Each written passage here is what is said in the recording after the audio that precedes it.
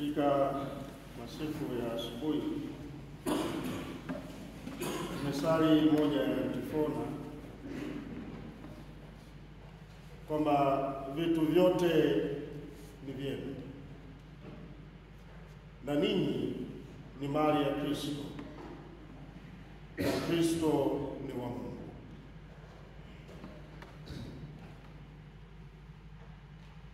Yeye Kristo aliye wa Mungu anasema hakuja kuyafanya yaliyo mapenzi yake, bali kuyatimiza yaliyo mapenzi ya Baba yake.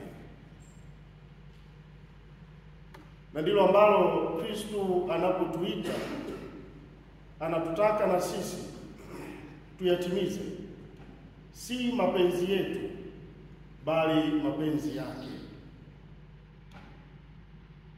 Anataka vyote alivyotupatia, karama na uwezo wote aliotujalia, tuvitumie si kwa ajili ya manufaa yetu bali kwa ajili ya utukufu wa jina lake.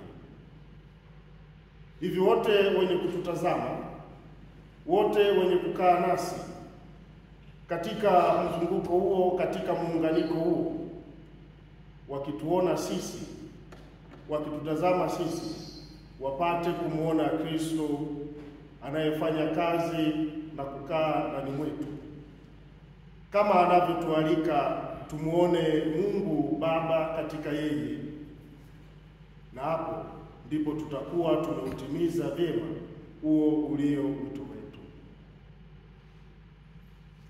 Mtuombee na sisi tulio mapadri, ili Kristo aliyetuita apate kuonekana kwenu anayefanya kazi ndani mwetu,